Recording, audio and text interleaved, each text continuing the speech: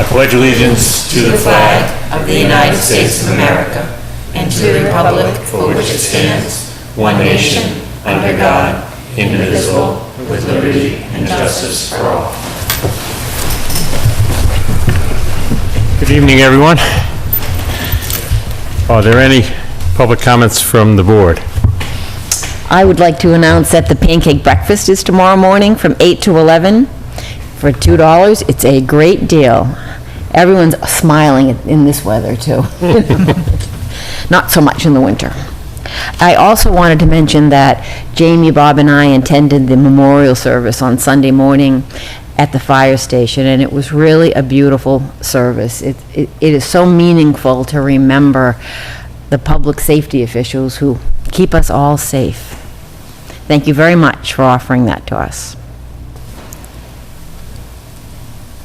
Okay, I have one announcement. Kids and teens eat free. Kids and teens 18 and under enjoy a free lunch on us Monday and Wednesdays from 12 to 1 p.m. This is a program that runs in conjunction with the summer reading program at the library. Attendance at the summer reading program isn't required in order to get the free lunch, and it's sponsored by the Summer Food Service Program and hosted by the Lunenburg Public Library. That starts June 26th and runs through August 9th in the community room of the library. Teens and kids from 12 to 1 p.m. Is there any public comment from the public? Please.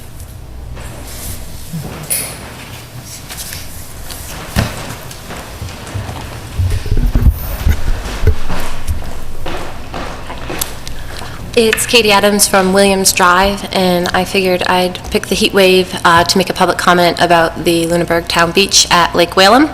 The rumor mill's been milling. Some things that have come up are privatizing or opening up to other residents, but more important right now, I know there's some question about staffing the town beach.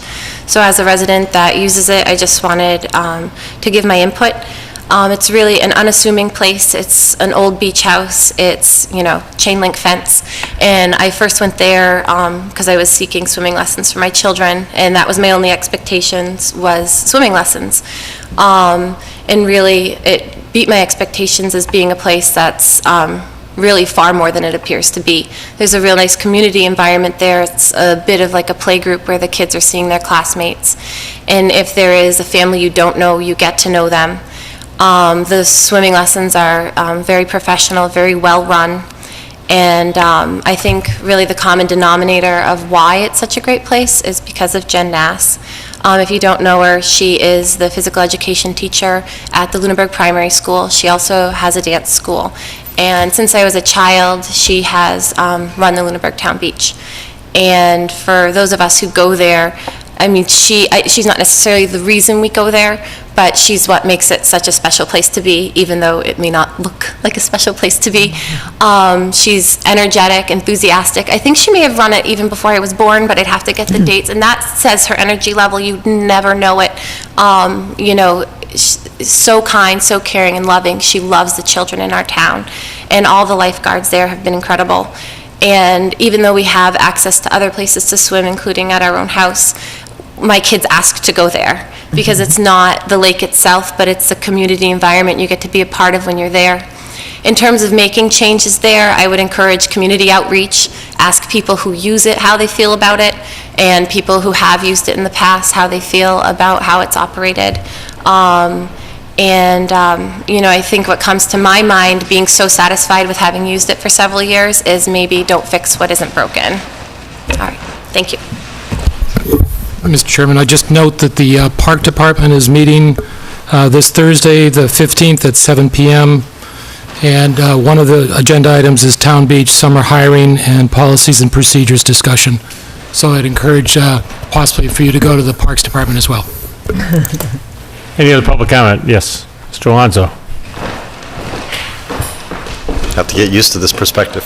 I'm here tonight as Tom Alonso, 284 Lancaster Avenue. I'm here as the chair of the Cable Advisory Committee to alert everybody or to remind everybody that there will be a public hearing with Comcast in this room Thursday at 7 p.m. It's slated to go as long as it needs to. I doubt it'll go longer than 2 hours, but that's what we have the room for. It is a prerequisite for the 10-year license that we are in the middle of negotiating. And in specifics, the hearing is to go over their compliance with the existing contract as it is concerning signal quality, customer service, and anything around those things, specifically to video services, not their internet services, which is completely different.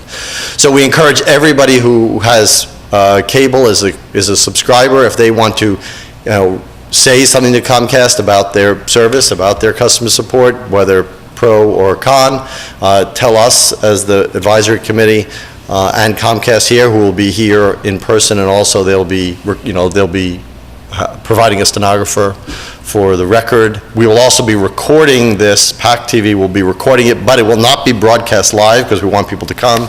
It'll be rebroadcast at another date. We also look for all town officials to come and say what their use of the services are for public access TV, to say what their future use might be, and to give their input about how we do and how we want to use the system. So all these are important to get the final wrapper around going to the negotiation stage. Everything up until this point has been preparation for this. So once the hearing is over, the Cable Advisory Committee will meet the following Monday, next Monday, and we will finalize the PAC business plan, which will be made public at that point. We will submit all of this to our town council, who's handling this from KP Law, and who will be at the meeting on Thursday as well, and then we'll go into the negotiation phase. So please, people, please show up and provide your testimony to the committee, to the board who's actually holding the hearing, and to Comcast themselves. Thank you. Thank you. Thank you. Any other public comment? Chief? Good evening. Jim Marino, the police chief. Two things. I'd just like to thank the public for their patience and indulgence with the construction project going on 2A here in Lunenburg. I know it can sometimes be inconvenient. It's only temporary. You'll notice, particularly in the last couple days, that there's some structures that really aren't covered by the police, because we just don't have enough police to go around. So the state's been putting cones around them, and I know you got to dodge them, and you got to stop and wait for the cars coming the other way, and I know that's really inconvenient, but those structures take a while to set up because that's concrete that's holding them in, and I think the ends will justify the means when they finally pave it and we're not continuing to dodge those manhole covers. So I really appreciate not only their patience so far, but the continued patience with this project, which hopefully will be done in a week or so, hopefully, if all goes well. So again, thank you. The second thing is, I'd like to remind everybody that tomorrow night, the Lunenburg Police Relief Association is sponsoring Cruise Night. It's going to be along Memorial Drive. We've invited car enthusiasts with antique cars and hot rods and so on and so forth to come. But we've also invited the business community and whoever else wants to come and put up a table and promote whatever cause they have or whatever business they have. And so far, we seem to have gotten a lot of feedback on this event. So although it's an experiment, we don't know what's going to happen tomorrow night. We're asking the businesses or people who want to set up tables to get there around 3 o'clock, or if they can't, maybe a little later. But we're going to be there at 3 to help set up. The event is free. It's not going to cost anybody anything. Although the Lions Club will be on hand selling burgers and hot dogs. There will be other restaurants, I believe, that'll set up a food table to promote their businesses, particularly a restaurant right here in the center of town. There's a coffee shop going in across the street. That proprietor will be here with a table to promote her products too, as well, and several others that we've heard from. So hopefully it'll be a good night. Again, it's an experiment, but we hope to see everybody there. And the times again, Chief? Time is, it starts at 4 and it ends at 8 PM. Okay, thank you. We're asking the public, if they could, to please park down in some of the school parking lots beyond the Passio School. The Passio School faculty parking lot should be available, and then any parking areas beyond that. That's for the visitors. The classic car enthusiasts will be parked along Memorial Drive all the way down into the school property. So, thank you very much. Thank you, Chief. Thank you. The town, by the way, is planning on having our volunteer booth set up for cruise night, looking for volunteers to help on any of the boards and committees in town. I'll be there, but if any of the board chairs or members of boards would like to be there as well to try to encourage people to join their committee, you're welcome as well. We're not sure exactly where it's going to be, but it'll be along Memorial Drive there someplace, and we have a banner and a poster and stuff. Okay. I'd like to move up the appointments while the chief is here. We have an appointment for a full-time police officer, John Morial Jr. Chief? Thank you again. So here I am again and asking for an appointment. This is an important one because this is the first time in many years that we've been able to actually add to the full-time staff at the police department, and I'm really grateful for that. So I'm going to recommend John F. Morial Jr. for the appointment to the position of the full-time police officer. John was selected as a finalist from a pool of 10 applicants through a hiring process that included an application and pre-screening component and an oral board. All of the applicants, including John, have served as reserve police officers with the town of Lunenburg Police Department. John is a longtime resident of Lunenburg. He's a graduate of Lunenburg High School, and he's earned a Bachelor of Science degree in criminal justice at the University of Mass at the Lowell campus. He's also completed the Municipal Police Training Committee's Reserve Intermittent Police Academy at West Boylston. John's contributed an enormous amount of time participating in the field training program after graduating from the Reserve Academy. The training evolution allowed the staff ample time to evaluate John. We found him to be extremely intelligent, honest individual who displays good communication skills and has a remarkable work ethic, an excellent attendance record. John's a likable and kind person who is held in regard by his brother and sister officers. John's been employed with us since July 22nd, 2014. And believe me, he's proved to be an asset to our organization. And going forward, I'm very confident that he'll continue to be a valued employee. I recommend him for this position, which has come available, as I said, through an increase in staffing. If you decide to appoint John to a full-time status, I'll enroll him in the first available full-time basic training police academy, which I anticipate will be scheduled to begin in early fall. I've applied for a waiver. As you know, Chapter 4196B mandates that he attend a full-time academy once he's appointed. Although you can apply for a waiver, so I can waive him until I can get him into an academy. So my request is that, and this is respectfully, to make the appointment effective July 1st. And again, my plan is, if all the stars align, is to put him in an academy when Kayla Ledger comes out, so I don't lose anybody. So if I can I'll get the waiver. I've already submitted the paperwork, and they said, the MPTC said that it should happen on the 21st of June. He'll be able to work as a full-time officer from July 1st till whenever Kayla gets out of the academy. And now the director of her academy said they're going to do a back-to-back academy.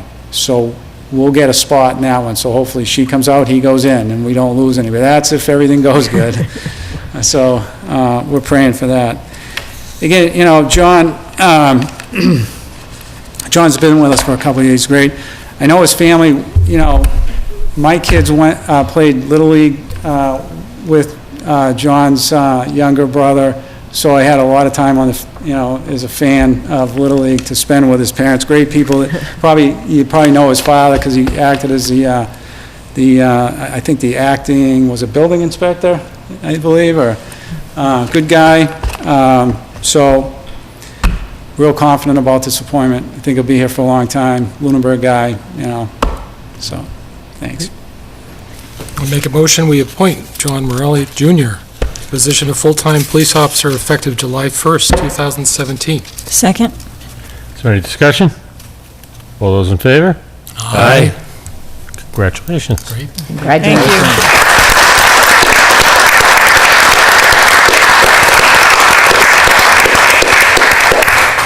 I'd just like to make a comment. It sounds like I read these things like it's a form letter or something. It isn't. I can say the same thing about most of the people that I brought in front of you. And I think Tom probably can attest to this if he remembers, when you made me chief, I said I was going to create a paradigm, excuse me, a paradigm shift in the police department. That was my goal. I'm pretty confident that that's happened. And so it's easy for me to write these letters because all of these people are cut from the same mold. And I think going forward, you're going to see a continued improvement. And that's, before I retire, that's what I'm looking at. That's what I'm looking to achieve. So, not a form letter. It's all true. Thank you. Thank you. Thank you, Chief.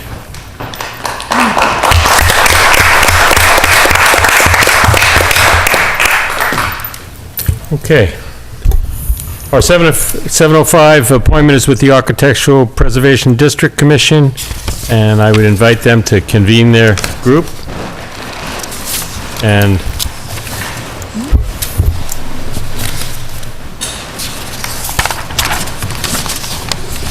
I'm Richard McGrath, Chairman of the Architectural Preservation District Commission. We've submitted our document to you, so we're here to answer any of your questions and to get input from you.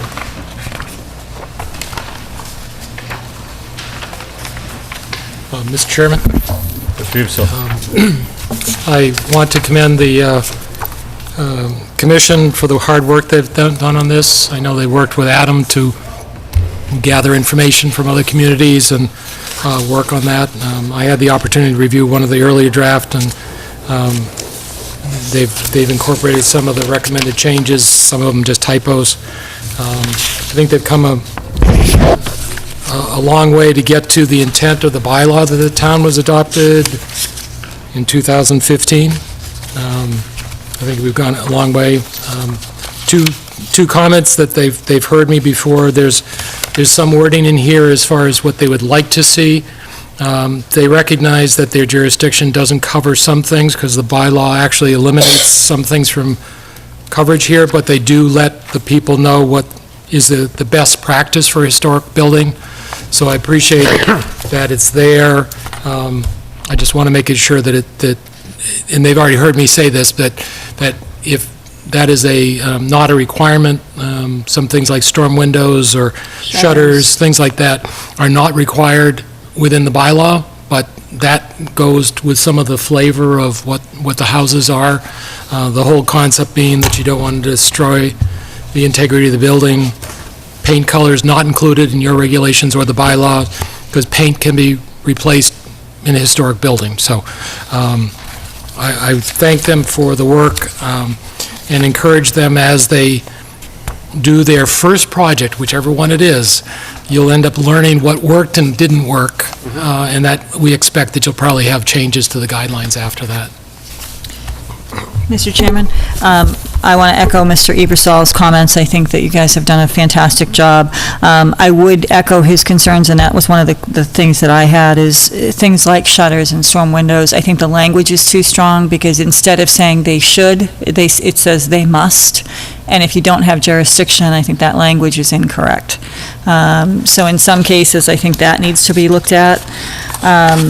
I had a couple questions. The other question that I had is the vehicles, you've got under permanently exempt temporary buildings, under long-term exempt temporary buildings, medium term. term exempt buildings, you talk about vehicles, and I'm assuming you're talking about things like campers and motor vehicles and things like that. But you talk about that they can't block the facade of a contributing property. And the question that I have is, where is that in, before you get into the exemptions, is that defined somewhere and I just missed it? Did you want to speak to that? I'm not sure. Okay, so before, sure, yes. So could you repeat your question? It was at Cullen Dwyer, ABDC. Could you repeat your question about the temporary buildings? When you talk about the temporary buildings, I guess my question is, you talk about the fact that vehicles that act as buildings, such as motorhomes, recreational vehicles, buses, coaches, trailers, et cetera, are exempt, provided that they don't block the facade of a contributing property. But I didn't see anywhere before that you allow that, and that you state where they have to be parked. So it's just in the exemption, and it just seems to me that if they're required to not block the facade, that should be stated, and maybe it is there and I just missed it. The bylaw states that temporary buildings are exempt from the bylaw, subject to the time and size limits imposed by the APDC. So this was our attempt to set out some guidelines for just what size and type of building and what time limits would be permitted or would fall under the exemption. Okay. So I'm just trying to understand how this is going to work. Say I own a contributing property and I have a camper, and my camper is parked in my driveway and it blocks a section of my house. What happens? That has come up in our discussions, and really there's very little that the APDC can do to stop that. You are in violation of the bylaw, but we don't have any means or mechanisms of forcing you to move your RV or anything like that. There might be remedies for that, but they would be outside of the purview of our guidelines, honestly. Okay, Yes. okay, because I was just trying to understand how that comes into play. The other thing that I'm not really sure of is I understand demolition by neglect, I understand the evaluation criteria, but I don't understand what happens in the event that the APDC doesn't approve a certificate to alter. Someone comes before you and wants to demolish a property or to alter a property, and you deny it. Now, it talked about they can't come back until, in no event can they come back 7 days after the decision or after it's been filed by the town clerk, filed with the town clerk. But if you deny it, what are the rights of the homeowner if you deny it? Jim Levesque, I'm on Lancaster Avenue, Vice Chair of the group. Relative to that, there is a section in the bylaw, let me see if I can find it here, that basically says that the appeal procedure can appeal the decision in accordance with the general laws. Okay, so they have to go to court? They would have to go to court. Okay, okay. All right, where is that? Because I'm missing it. It's section 13 of the bylaw. Okay.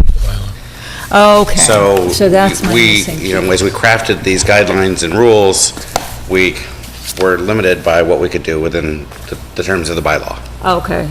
And so when they distribute their guidelines, the bylaws will be attached with it as an attachment. Okay. So people have to look at both documents at the same time. Okay, gotcha. And I believe we addressed the must and shall in terms of the shutters as well. Because in the copy that I have, The shutters, it says they must. they must. Well, it starts out, while not under the Well, not under jurisdiction. the jurisdiction, right.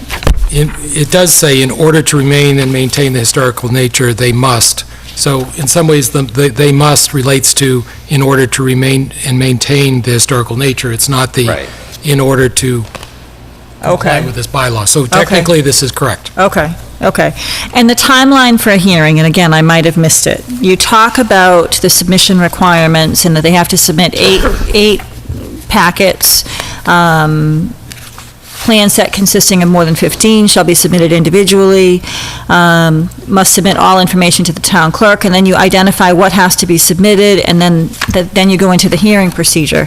But I didn't C, what's the timeline for the hearing?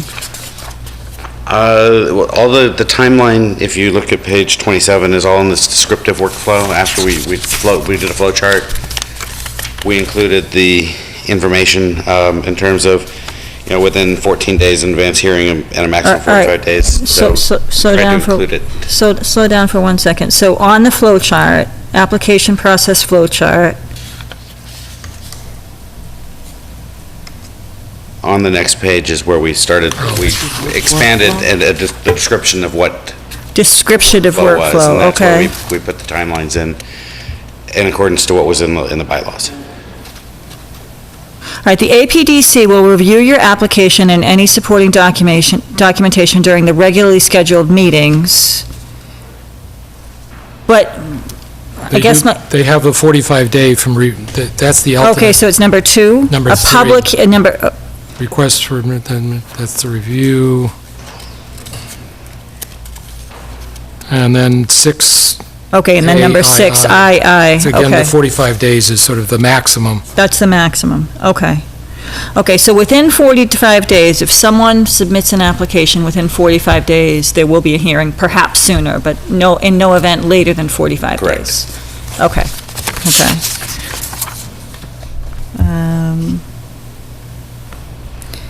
And I just want to make sure I understand, on page 23, where you talk about reconsideration/reapplication, once a petition has been voted upon and the meeting adjourned, reconsideration of a decision shall be allowed only by affirmative consent of all commission members. In no case shall reconsideration be allowed after 7 days of the commission's vote. So you would have to, basically, once the decision's made, it can't be reconsidered. Well, according to, from this, I think Adam helped draft this, didn't he? Did you have any further details on that? I believe the way I was reading this was that if an applicant, if we had voted and then we decided within a week that, maybe we made the wrong decision, that we could revisit that. The only comment that I would have on that is to try to get together a meeting within the posting requirements and when town hall is open. 7 days is a very short time frame. If new information came to light and you felt that you needed to reconsider it, I would just question whether or not you could legally even do that within the 7-day timeline. Why 7 days? Yeah, it seems, that arbitrarily seems... restrictive. I think, well, the 7 days is to give some finality to the permit to the applicant. I agree. I just, if there's a potential for reconsideration, first of all, I'm not sure that there should be a potential for reconsideration if you have the hearing and you make a decision. But if you're going to allow the opportunity for reconsideration, I think you should do it within a reasonable time frame. And I'm just not sure that 7 days, say 2 days after the hearing, new information becomes available that says, oh, we missed something and we should reconsider it, and you decide you want to reconsider it, you're not going to be able to do that because you're not going to meet the posting requirement. So I think if Adam was the one who recommended that, he's probably drawing a little bit from the planning process where there is a similar avenue of reconsideration. It's not that you're going to have, you pretty much, the group of you decides that we're going to reconsider it, and so you post that meeting. It doesn't all happen in the 7 days. It's just like if the board decides that they're going to reconsider something within 7 days, they say, okay, we're going to put it back on a meeting agenda. So For a future day. I don't think the whole reconsideration has to happen within 7 days. But that's what this says. That's what this says. It says it can't. In no case shall reconsideration be allowed after 7 days of the commission vote or after the decision has been filed with the town clerk. And I get that after the decision's been filed, but I just am questioning the 7 days, because I agree with you, Damon, that if you can put it on the agenda, and so you schedule it for your next meeting 2 weeks out, you can't do that by the way this is worded. I'm just trying to think of where Adam was getting it from. I'm sure he could explain it better than that. But again, on that same little blurb there, it addresses reconsider and reapplication. I think that statement addresses reconsideration, but I don't think it explains reapplication. Right. Do you need, if somebody substantially changes their plan, can they reapply, or what's the process of reapplication? Yeah, I'll be honest, I wasn't at that meeting when we discussed that. I think we probably need to go back to Adam and get clarification on what his thought process was.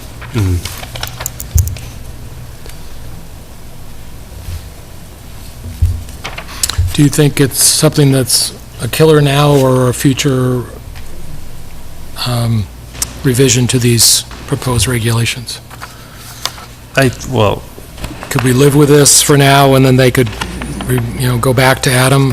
I think I could live with it if there is a reapplication process, but if this is it and then you have to go to court, I think I'd Yeah, rather see that him seems- reword. There needs to be an appeal process or a Right. reapplication process. Well, the appeal process is already there. the appeal process is court. Right. And that came up during the bylaw discussion, because we actually had other language, and then we simplified that before we went to town meeting. I think what's not clear is what's the process for reapplication? But that's, you've got a decision, theoretically, you don't reapply if there's a decision that's negative. I guess maybe we need to have some clarification from Adam for this information. Because if they end up going to court, then obviously that's going to cost the town money. I would Exactly. I would like to do 3 things before that, Yeah. at least. Yeah. That's my issue with it, is what is the reapplication process? If more information comes to light, or if they substantially change the plan, is it just a new submittal, or how is that viewed? And personally, I don't like any regulation where the first option is if you don't like the decision, it's court, because that costs us money. I don't know if this answers your question, or your concern rather, but there is, part of the process is that the review would include recommendations. I believe that is in the flow chart, that it's the duty of the board to make recommendations for how the application or the plan could be altered in a way that would satisfy our requirements. And so that the applicant could alter their plans and resubmit them, and we could review them at that time. So our decision, I think if we grant a certificate to alter, that we want that decision to be final, that we're not going to change our mind once they have their certificate. They've gotten permission, they can go ahead. But if it's denied, there is built into the process a remedy that the people will have time to alter their plans and resubmit them. So, and I see that makes it onto your process flow chart. That step does, but I think we need to see it written somewhere as far as what the time frame is, what's the standard for alteration to the application to make it substantial enough. Okay. Did you, Jim, I believe we do have that. I think we do as well, but Those timelines are written in here. I think that's on page 27. Yeah. all right, so 6A, III 2A. 2A, yeah, under 6, So you got triple I, 2A, you may decide to modify your application and resubmit to the APDC for approval. You may decide to appeal the ruling in accordance with general laws. So your 2 choices. You can, if you don't like our decision, you can take our recommendations, and you can modify your plans and reapply, and then chances are we'll grant that. Or the other alternative is to go to the general bylaws, general laws. So I think we do allow for that. Okay. But there's It's almost no, like it's almost like the paragraph on page 23 confuses something that's clear It's in clear your in page flow chart and your 27, Yeah, right? yeah. I agree. Yeah, it does. And part it doesn't have parallel language. Yeah, yeah. But I'm wondering if you could live without it even. Because you talk about Yeah, it the on descriptive 27 and you talk about it in the workflow flow is chart. clear. Yeah, we spent quite a bit of time on the process and the flow and understanding what each of those steps were going to mean.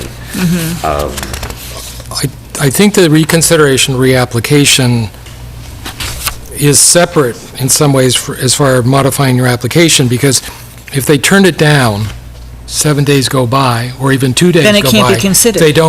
They don't reconsider it, it's a new application. It's a new application. So the reconsideration, reapplication may eliminate having to have a bunch of other administrative bureaucratic things. I don't know if that's true on the planning board process with this, or whether those timelines trigger Is there that a- as well. Is there a fee charged when you apply?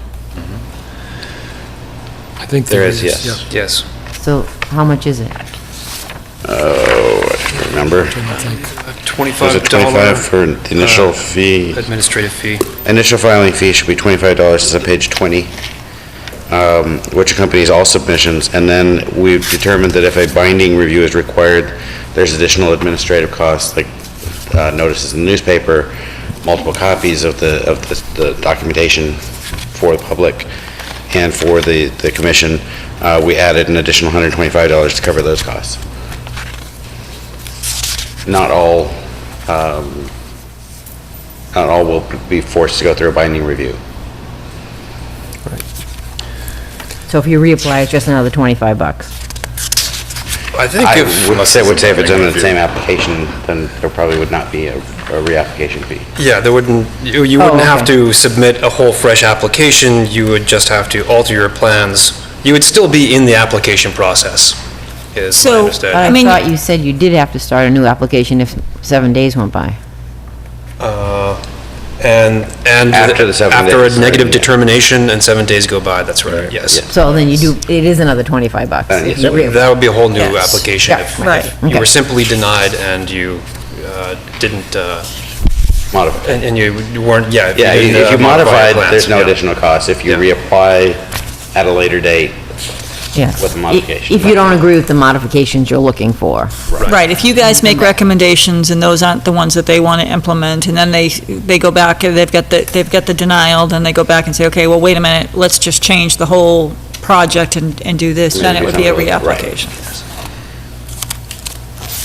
Really trying to work with the people, really, is what we're trying to do. We're really not trying to make it a difficult process, but And honestly, several of us live in the district, so we had to look at this with an eye of, if I were to do this on my Right. property, what would I expect of the town Right. to do for me? So we tried to make it as least difficult as we could. Now, do you know how many homes are affected by this? In the district. Well, is every home on the map affected? Yeah, within the boundaries of the district, all of them are included, including the, Even if they aren't 75 years old, or are they all Yeah. 75 years old? well, That determination gets made later. If they're 75 years old, then they're considered a contributing property. It's considered So, what? a contributing property, Oh, But what if they're not 75 years old? then we wouldn't have any jurisdiction over them. So that's what I'm wondering, how many homes do you have jurisdiction over in this? I don't know that I have an answer, but you think that somewhere around 45? Roughly 50 homes and municipal buildings. Now, have all current owners been contacted and talked to about these? No. they wouldn't be talked Not to. directly. Oh, well, I mean, have they been informed of in writing of this meeting tonight? It was posted, It was posted. I mean, it's the, what we ran into with the right. So just, street thing. in Info. general, through your process, how much feedback have you gotten from the residents who live in the district? Has it been? No one came to the hearing. We had a posted public hearing. No one came. I just feel like, since we just lived through the Holman Street thing,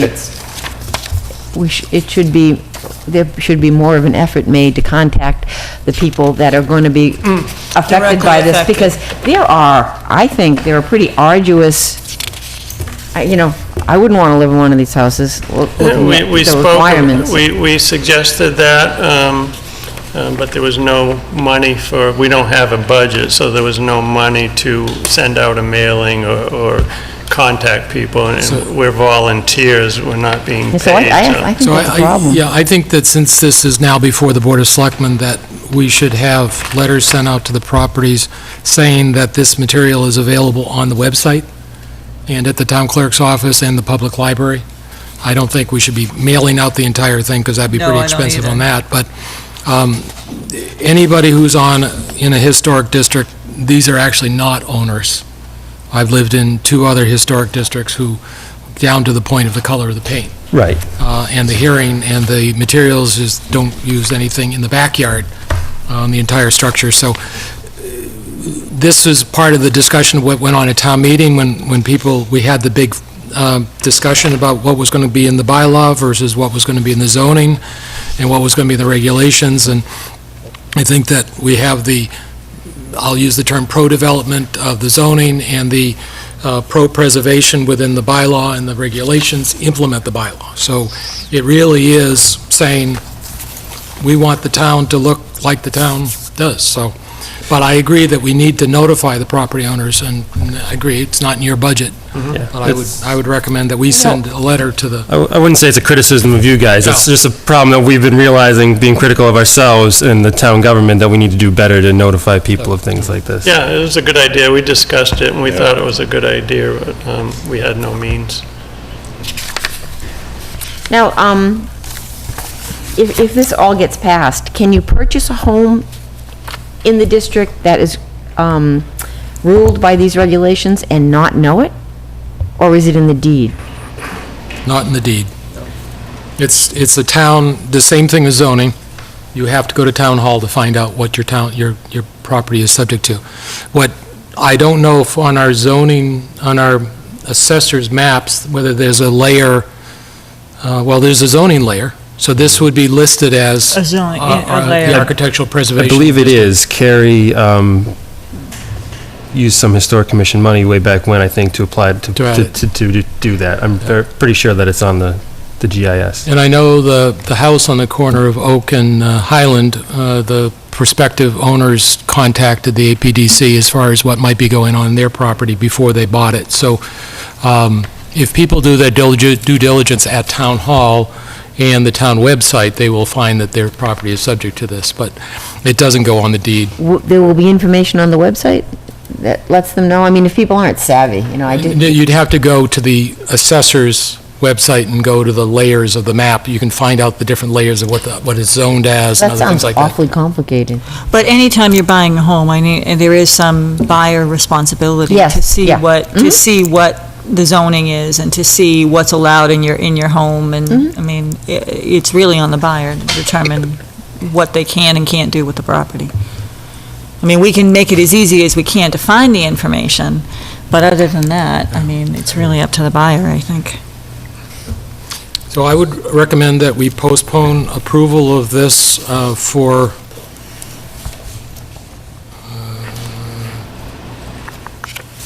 we need to give notice, we have to get the notices out until July 11th.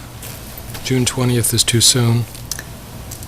The 11th is a workshop. The 18th would be the next regular meeting. July 18th? Yes. I would move that we move approval of this till July 18th with notification going to the property owners within the Architectural Preservation District, being notified that it's available on the website, the public library, and the town clerk's office. And to let them know it will be on the agenda. Yes, thank you. Is there a second? Second. Any discussion? Yeah, just so, it's something that I'll bring up then, but just so you're not blindsided by it. I was a little concerned with, just from an architectural standpoint, I understand under what's required for the application, and you asked to go into means and methods of construction, as in addition to design and what the end product's going to look like. And I just caution that, because even as an architect, architects don't typically outline means and methods of construction. And it goes, I don't think it's right, and I think it's legally kind of dangerous for the town to get involved with saying what's means and methods of construction should be, because if you start talking about flashing details or sealant or how something's put together, and then the system fails later, is the town going to take responsibility for the fact that it was put together that way? It's just, and it's going to be tough even for somebody to put together that package of information for you, because they'll have to get their architect to design it, and then they'd have to go even further to get It's a their cost factor, contractor right. to go and detail all this too. Before their What's the approval. specific point in the regulation that you're referring to? There's several different locations that it's in, so it's under submission requirements, it's number 5E, talking about means and methods. It was also referenced on page 30, I believe.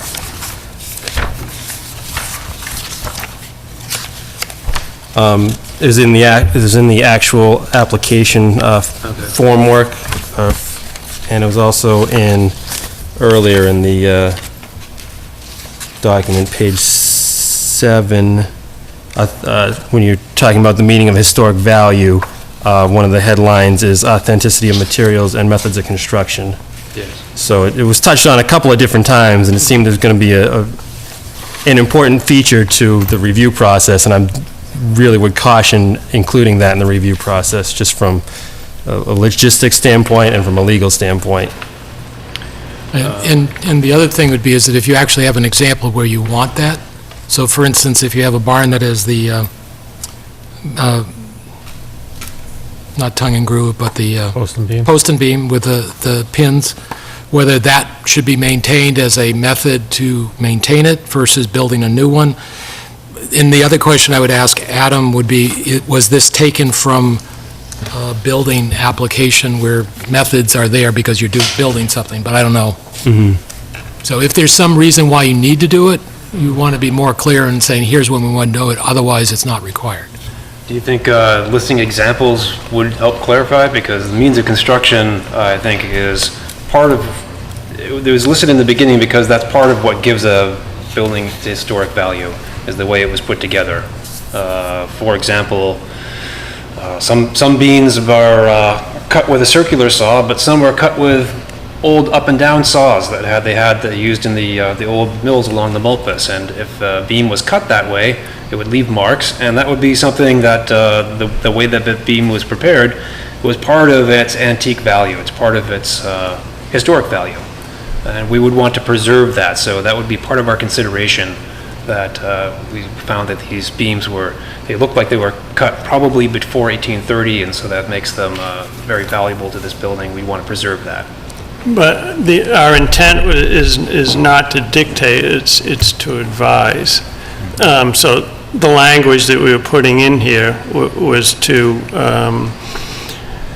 for suggestion and to advise rather than to dictate this has to be cut this way, or, you have to use this material. I understand your intent, but means and methods is a very distinct term that's used in construction law and construction industry. So when you start borrowing on that, kind of meaning, it can be taken the wrong way. So what should we say instead, or?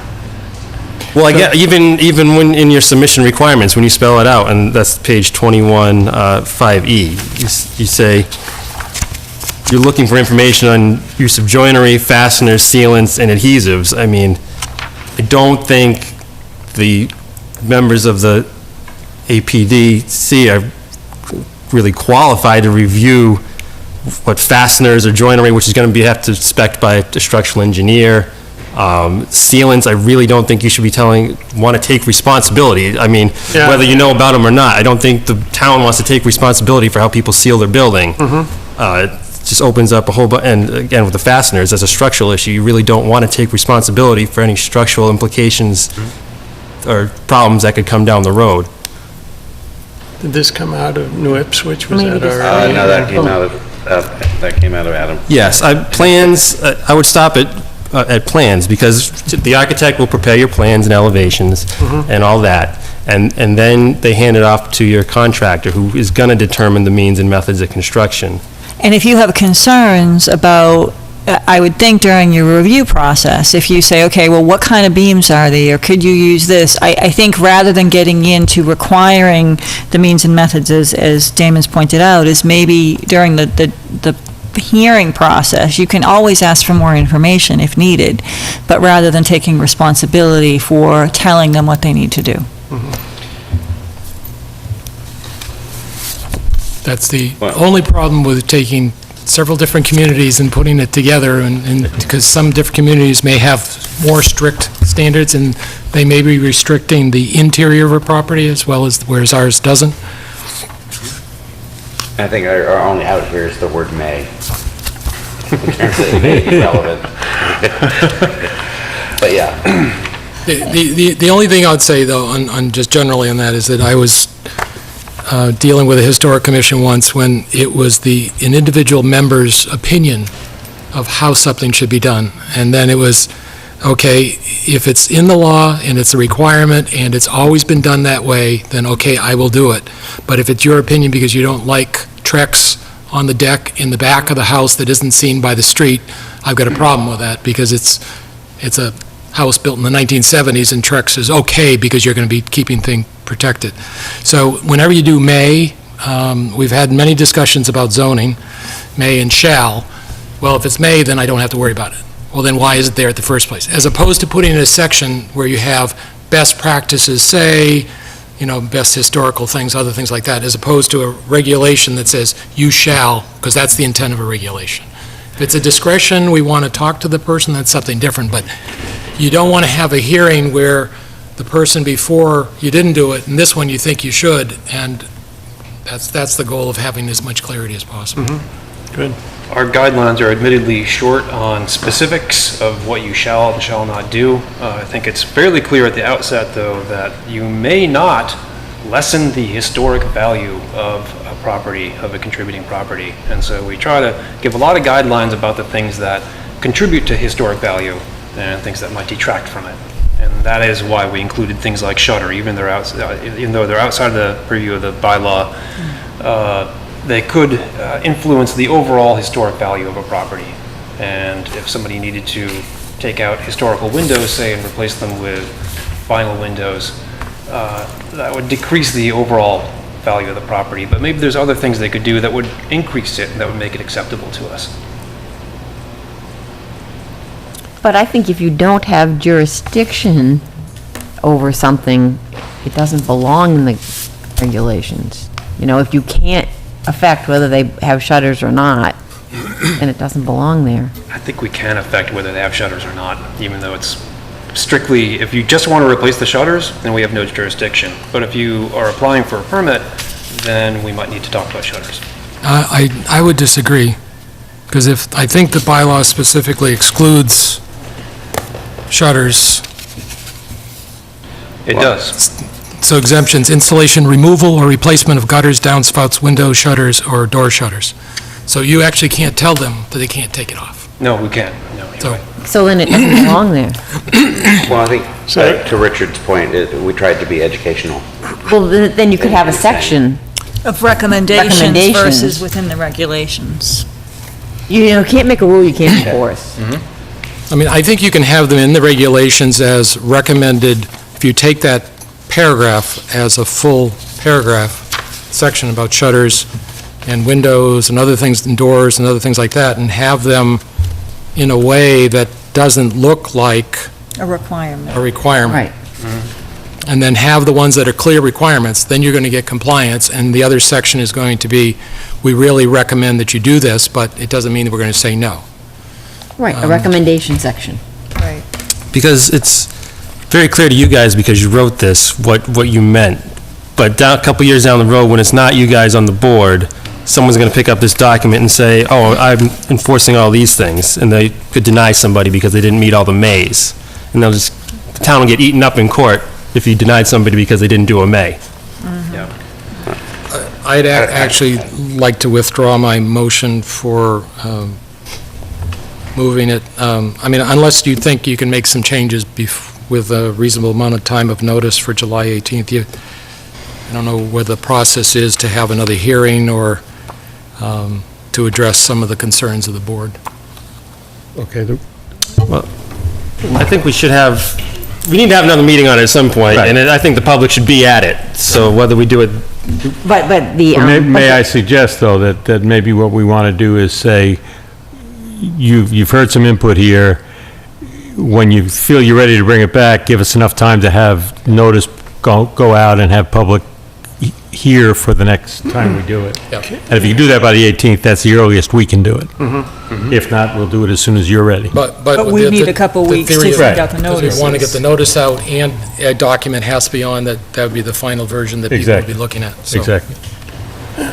So do we need to have another public hearing when we make changes, or are we all set with that? No, we're going to, We don't have to have one ourselves. We're Say no, that this is the second process. Right. You've already had the legal required there, you've come to us, and then we've raising additional questions, and if you can then make additional adjustments, and then we can just have that, the next posted meeting, which will notify the people.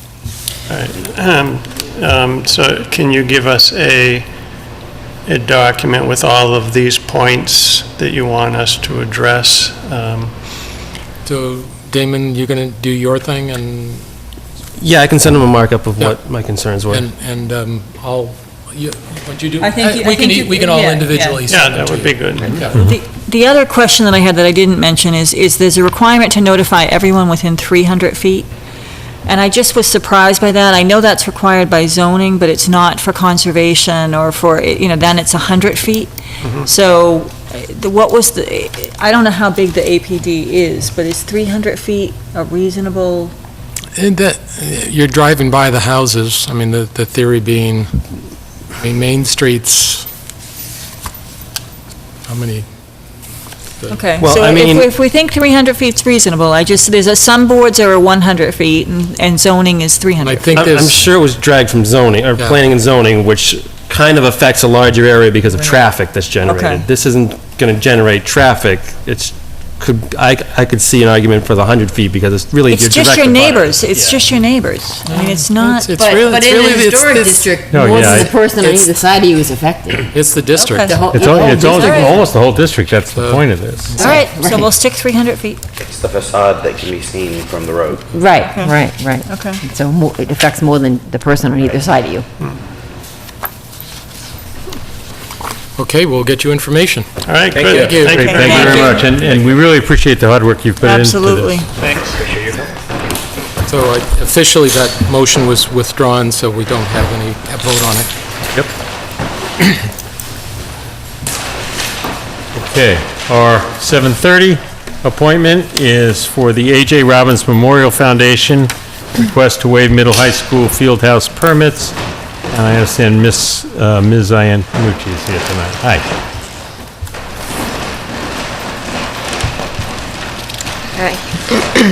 My name is Kim Iannacci, and I represent the Memorial Fieldhouse Project. A.J. Robbins graduated from Lunenburg High School in 2016. On Saturday, August 27th, 2016, at the precious age of 18, A.J. died instantly when he was the sole individual in the backseat of a single car accident. A.J. was an outgoing, respectful, caring, energetic, and funny young man with a smile that lit up a room.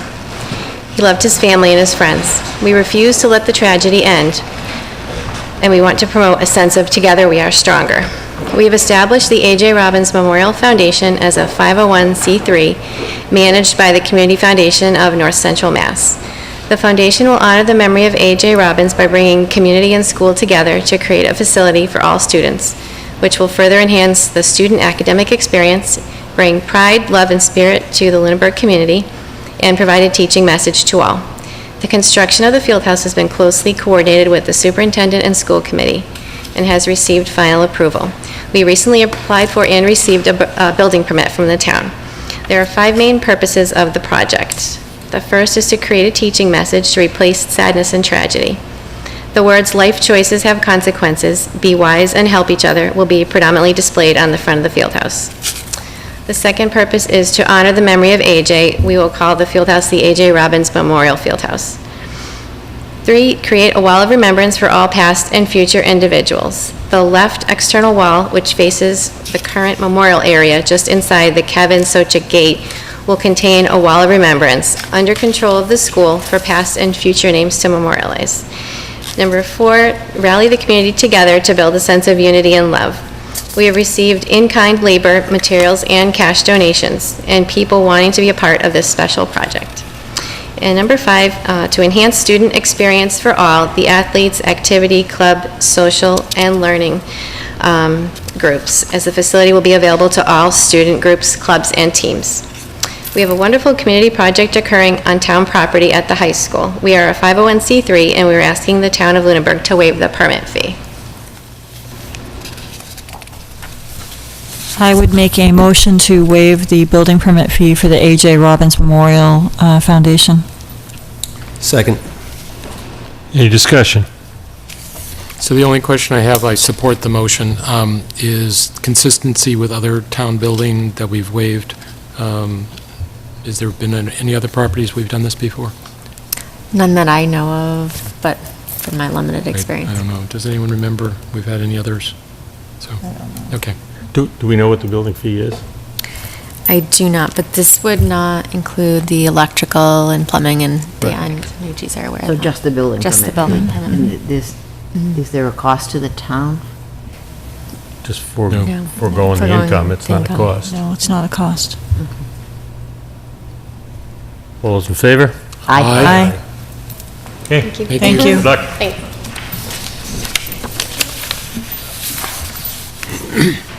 And we have a 7:45 hearing for Kebabalicious LLC. Good evening. Good evening. Hi, I'm Mark, and I'm representing Kebabalicious this evening.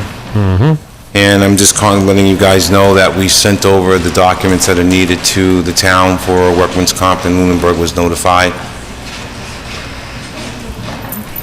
I have a letter here from the executive assistant to the town manager that on Monday, June 12th, an email from Ms. Williams stating that she could not make the hearing. She attached a notice of assignment effective June 9th.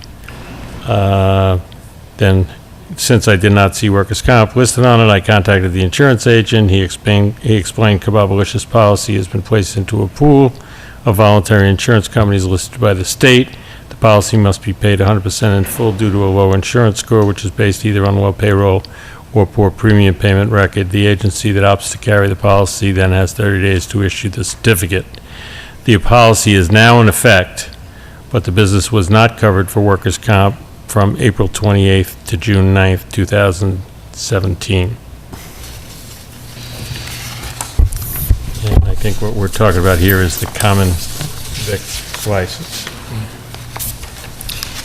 Mr. Chairman, my issue is communication continues to be a problem with Kebabalicious, and I know you're not the business owner. However, we had issues with the liquor license. Now we're having issues with the common victular license. After numerous attempts to contact the property owner and to obtain information and to find out the status, we don't get any responses. And as a license holder, the business is responsible for responding to the licensing authority. Correct. And the failure to do that it continues. It's a track record that is not okay. I mean, bottom line is, I think there need to be penalties, because it seems to me that regardless of how we attempt to contact the property owner, whether it be by certified mail, whether it be by phone call, whether it be by letter, we don't get any responses. Right. Well, I've stepped in to try to take over that stuff in the past month, and that's why I've tried to be able to be accessible, to be able to handle some of those issues for her. We were always getting a direct withdrawal that was coming directly from our accounts, so there was some kind of miscommunication that took place, and when I found that out, we took care of it right away. So that's why I went in and took care of that, and that's why I'm here today, speaking about the issue. So I can make a much conscious effort to be able to respond to any other issues that are present. Okay, and what is your role? I'm going to be the assistant manager, and I'm Mark. And is mail delivered to the property? Yes, it is, 165 Mass Ave. So okay. As assistant manager, is there any requirements for licensing for the appointing of an assistant manager? No, just a manager. Okay. You know, the communication with this started on May 2nd to try to get information on the workers' comp policy. Right, and I didn't get the information till a couple weeks into May, so that's why I tried to make sure I follow up with it, because I didn't understand why we were getting direct withdrawals, why we had the lapse, and when I found out, I took care of it right away.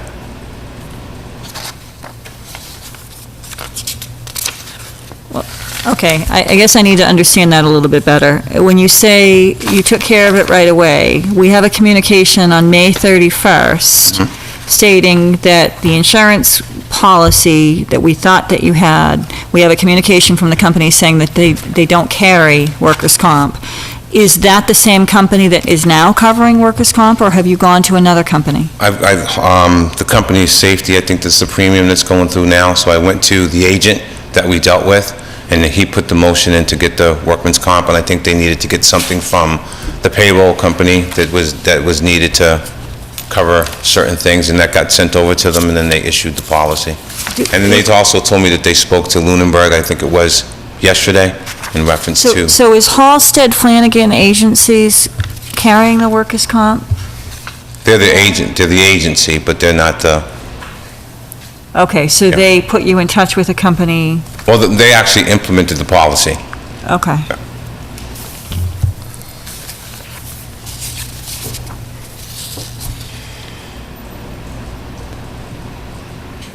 But I will make a better effort at hand to be able to communicate, and so that you don't have a lapse of communication between that situation, so that's what I'm here for, to be able to make sure that that happens. So I guess I'm still confused. This letter dated today from Elaine states, "The policy must be paid 100% in full, and the agency that opts in to carry the policy then has 30 days to issue the certificate." Has a certificate been issued? Have we received a certificate? Yeah, there was a notice of assignment that was sent over. We have the notice of assignment, which is different than the certificate of insurance. Right, because no one's opted in yet. So basically, we're waiting for a company to pick it up to cover, is that correct? Well, I was told that they already were picking up, it just takes a few days for them to issue the certificate. Yes, so we do have coverage. The notice of assignment states the agent, Halsted Insurance Agency, it's been assigned to Ace American Insurance. Okay. Okay, so it has been assigned. Yes. I guess the question I would have for Elaine, whether we won't be ever be a named insured, because that's not the intent of these policies, but is there a way to have a requirement for the insurance company to notify the town in the event that it is not reissued? If that could be just asked, or generally on any insurance policy that we have to have, there's sometimes when they will notify us, but that may only be if we're named. Right, some insurance agencies automatically send you the renewals. I can look into that further too with Elaine. I share Mrs. Bertram's concerns. I'm glad you're before us. That alone is important to have somebody before us, because quite often we haven't. I think it goes to any of the licenses that get renewed during the year, and that I would hope that this is not something that would happen again. Okay. I'd also ask Elaine to find out, besides the hearing, is there any other penalties that we can impose?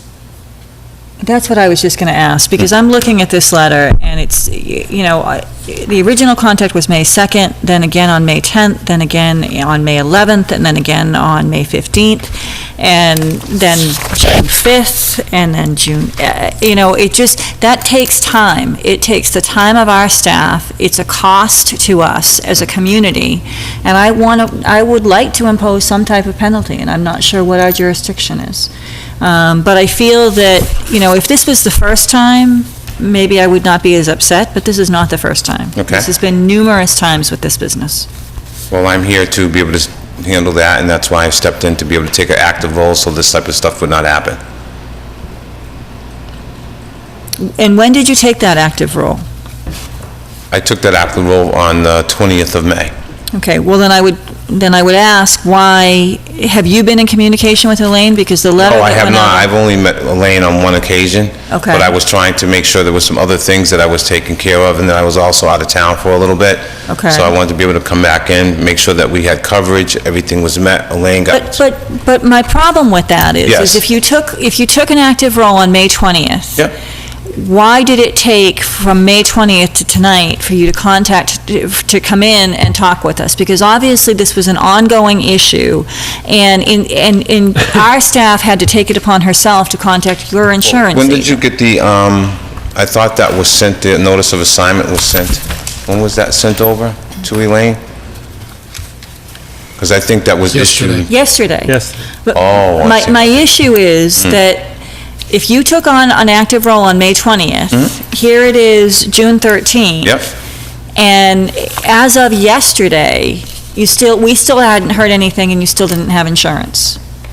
So Well, we finally got the notification yesterday, but if you're going to take an active role, I would think that the active role would be to come in and meet with Elaine and say, I'm aware of the situation, I'm working on it, I'm in touch with the agent, it's a communication problem. I respect that, ma'am, and I think the owner was actually there speaking with Elaine, and I was in contact with her. That's why I'm here this evening. I think this goes to the owner, not communicating. When we posted this meeting, we had no indication that there was insurance in place, and it was fully my intent that at the hearing tonight, we were going to pull the license because there was no insurance. The fact that we find out at, 10 minutes before our meeting that insurance is in place is what's happened before. Exactly. I thought that when I spoke to Halsted yesterday, they told me someone spoke to them yesterday from Lunenburg. Yeah, but that's yesterday. We posted the meeting last Thursday, Okay, and we've been in contact since May 31st. yes, sir.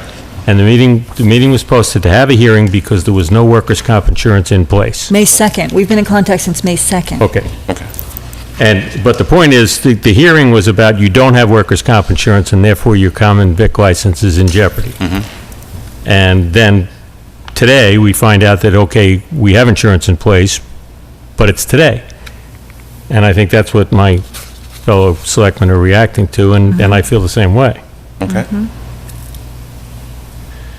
Do we have the opportunity or the authority to issue a fine? Do you know? I don't believe there's a mechanism for that right now. Probably bylaw change.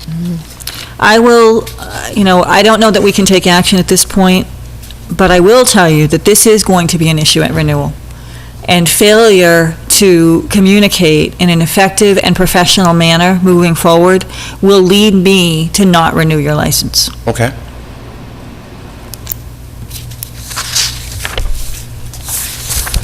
And I think we need to educate ourselves a little bit about what it is we can do midterm. But I agree with you, Mrs. Burton.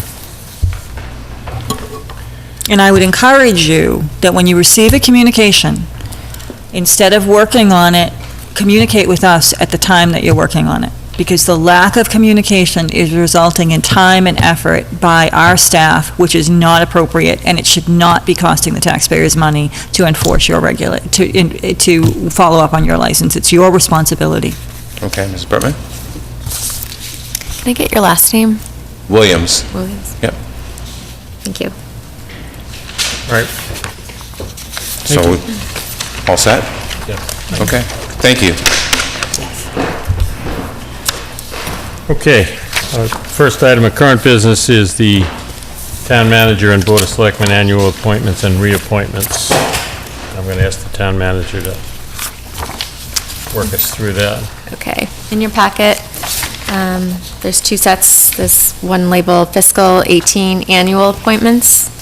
Those are the appointments of the board, and I will read those, and then I will read the other list, which are the town manager appointments. Before you start going through the list, I just want to point out that Thomas Bertram has decided not to be appointed for another term, and he did send a letter. I don't know that that letter's been circulated to us, but I would ask that, as we do with anyone who has served and does not wish to be reappointed, we send a letter of thank you. And just a procedural part is I would recommend we do what town moderator does with the budget at town meeting. If there's somebody that we want to hold on, some members can say hold, and then we can vote on the full package and then come back to an individual appointment. Fine. Okay. Which one are you going to do first? Animal control officer, Hold. architectural, and that person was Kathy Como. Architectural Preservation District Commission, Jim Levesque and Cullen Dwyer. Agricultural Commission, there's a vacancy. Cable Advisory Committee, Steve Walker, Tom Alonso, and Paula Bertram. Conservation Commission, Richard Birsch. There's one vacancy on that board. Conservation Commission Associate Member, there's a vacant member term on that. Clockwinders, Lou Franco, Michael Kidney, George Martin. Constable, Alan Hergert, Kevin Rice, Stanley Young. Council on Aging, Sarah Grant, Cheryl Moisen, and Diane Noyd. Nowd. Yeah. Nowd. Sorry if I'm butchering people's names. Okay. Emergency Management Director, the Fire Chief, Patrick Sullivan. Finance Committee, Jay Simeone. Hazardous Waste Coordinator, Heather Lemieux. Hearings Officer, Heather Lemieux. Historical Commission, Cullen Dwyer. Mart Advisory Board, Phyllis Luck. Montechusett Joint Transportation Committee, there's a vacancy. Montechusett Regional Planning Commission, there's a vacancy. Public Access Cable Committee, Steve Walker and Jeffrey Byko. Personnel Committee, there are 2 vacancies. Public Weighers, Richard Reynolds, Jennifer Oliveira, Brittany Woodhouse, Eric Moran, Brian Contois, Jay Valliere, Michael Reynolds. School Building Committee, Mike Mackin and Tom Alonso. Senior Citizen Property Taxation Work-Off Program, Mylene Malari, Nancy Forrest, Susan Doherty, and Sheila Cragen. Town Council for Personnel, Merrick O'Connell. Zoning Board of Appeals Associate, Paul Doherty. Yeah, we had one hold, if I heard that correctly. Should we have a hold on town council subject to our executive session? No, this is the town council for labor. Labor. Okay, thank you. In I mean, you addition could have a to- hold if you want, but that's... In addition to the hold, I just want to say the Montechusett MJTC, Montechusett Joint Transportation Committee, Ken Chenis is on that as a member of the planning board. Do you know if that's a planning board appointment, or is that, so that's a planning board appointment, not a selectman There's a appointment? planning board appointment and there's a Okay. selectman appointment. Okay, thanks. So there's 2? Yes. And I just would encourage anybody on this board that would like to either volunteer or recommend somebody. That's a really important committee. Yeah, I agree. It's related to the Montechusett Planning Organization, the MPO that I'm doing, but they really work hand in hand, and if we could have a representative on that, I think that would be very important. I'd make a motion, we approve items except for the one that was held. Second? Any discussion? All those in favor? Aye. Aye. Relating to the animal control officer, what is the status of the regional animal control? The status of that is we did receive the grant for the $42,000 for the design and, not construction, but design and creation of an intermunicipal agreement with Townsend. So once I receive all the contract paperwork back from the state, which has been sent to them, we can proceed with going out to bid for design and working on intermunicipal agreement. I've already forwarded a draft copy of that to Townsend to start that process. Yeah, that was the one that Fitchburg pulled out of, and we transferred it to us, and The that's gr- been approved? Yes. That's the transfer for it? It has. And when you talk about design, what about location? Is that part of this grant? Is that, I'm just, That obviously... will be part of the discussion on determining where the location of the building is. The preference would be Lunenburg Okay. on town property. So this is, the appointment that's before us right now is a one-year appointment, correct? Correct.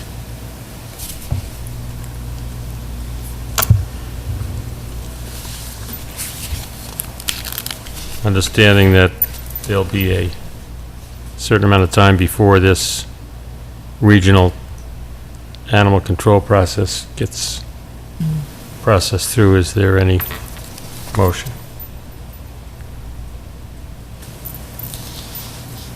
Well, I guess I would ask Mr. Ebersol, I mean, do you have specific concerns? I mean, I think we've done a lot of improvements on the system with calls now going through dispatch, and I think that, that's certainly helping the communication and the animal control officer. But, we are making a shift, and I know, I've heard in the past that Kathy would love to be able to retire. But right now, we are in a transition state, and I think I have no problem making this appointment for another year. I believe that we should have a different dog officer based on past communications that I've had, Okay? regardless of what's going on with regional.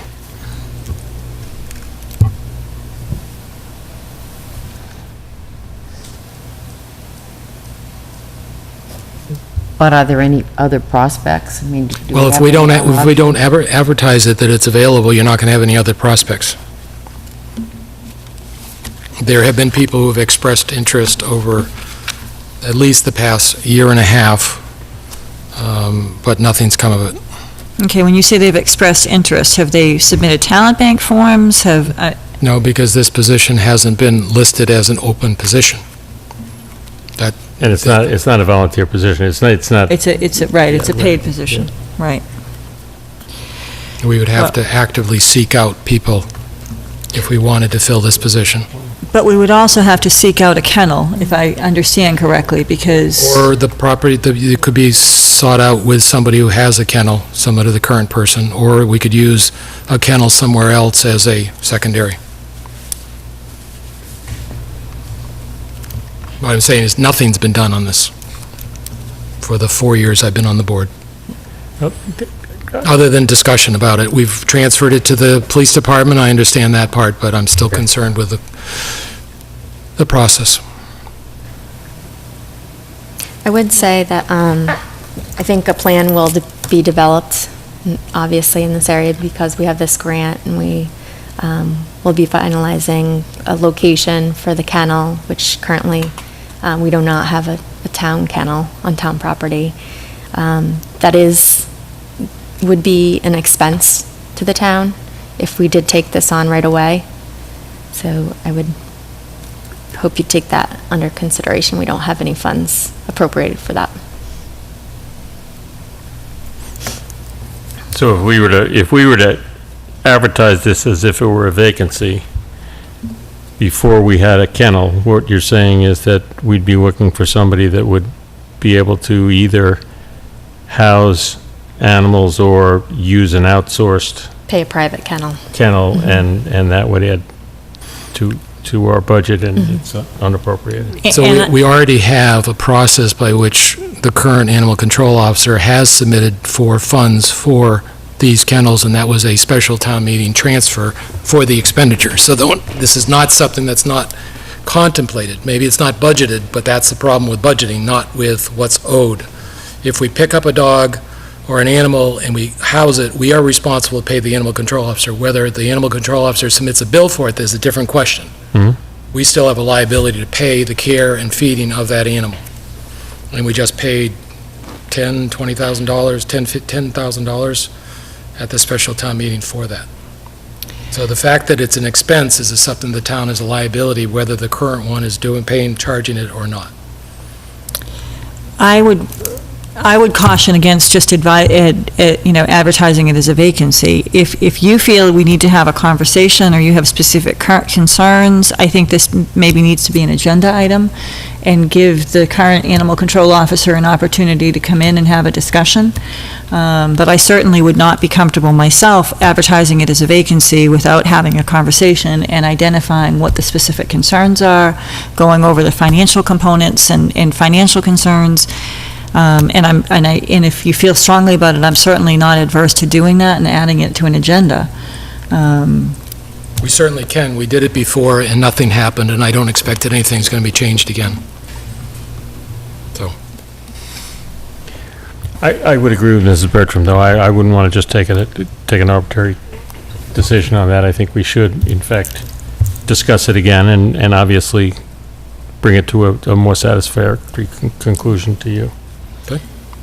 We certainly advertise it for people who are affected by it, per our policy. All right, and now I'm confused. So the last time we had this discussion, several people came to the hearing regarding the animal control officer and talked about their concern about the process. Mhm. And so that would be something that I would, if we're going to have it on an agenda item, that I would encourage people who've had issues, continue to have issues, to come and talk about it if they feel comfortable doing it. Agreed. But I just would like to say that there was some action taken. It may not have been enough, but we did transfer it to the police department. We did make the change to the dispatch, and we applied for the grant. So I think we made some progress. If that's not enough, let's put it on the agenda again and deal with it. And I would say, I mean, yes, there were people that voiced concerns, but there were also people that voiced praise. So there were both sides, and the action that we took as a board was to move the calls to dispatch. If we feel that something else needs to happen, or that, certainly I'm all for having further discussion about it.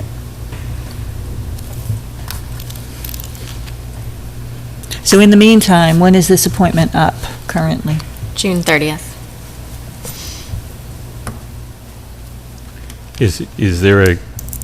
Does it continue if we don't make an appointment either way? Does it continue until we do something? What's the actual process, do you know?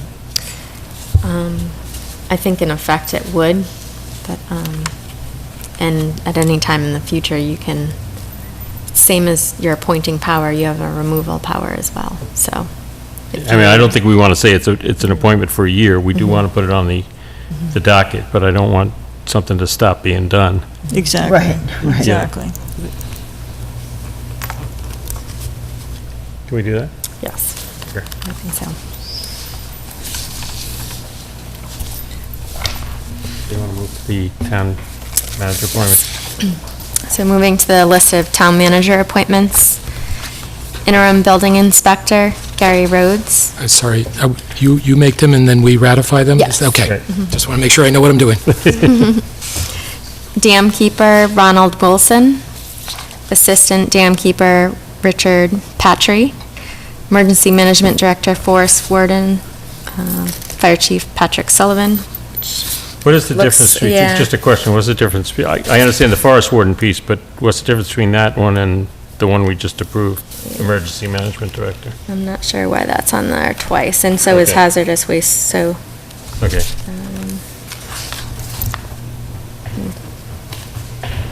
Strike that.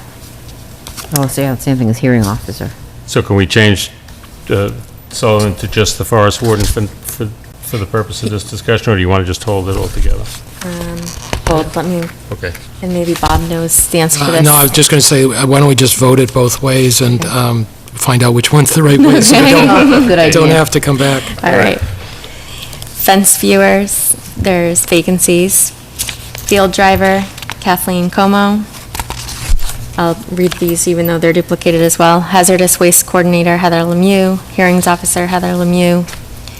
Inspector of plumbing, gas, Gary Williams. Assistant inspector of plumbing, Richard Capanis. Pound keeper, Jean Larkin. Inspector of weights and measures, Stephen Cullinane. Inspector of wires, John Bury. Byrie, sorry. Assistant wiring inspector, David Stone. Races control officer, Ralph Schwick. Brian LeBlanc. And Janine Schwick. Tree warden, Jack Radicquins. Veteran service officer, TJ Blossar. Police officers, reserve police officers, and licensing commission agents, Chief James Marino, Lieutenant Michael Luth, Sergeant Thomas Gamble, Sergeant Sean Connery, Sergeant Jack Hebert, Detective Sergeant Jeffrey Thibodeau, Officer Jonathan Brock, Officer Robert DeConza, Officer Kayla Ledger, Officer Joshua Matho, Officer Bradley McNamara, Officer Devin O'Brien, Officer Joshua Toshi, Officer Sean Zate.